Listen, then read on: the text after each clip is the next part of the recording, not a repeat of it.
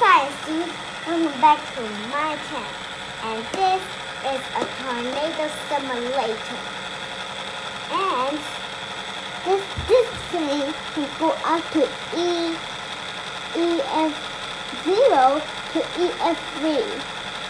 And you know what EF is? I'll show you using my picture. Ta-da! And this is EF0. It is a weaker version of tornadoes. And EF is a scale to measure tornadoes, just like earthquakes. Sometimes people call them 0 and 2 are non-supercell tornadoes, and sometimes 3 and 5 and 4 tornadoes, sometimes they're called supercell tornadoes.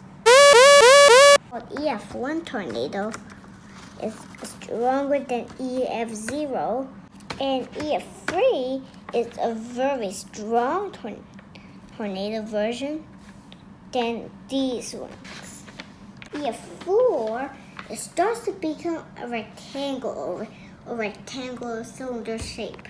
And EF5 and EF4 are the most rare tornadoes.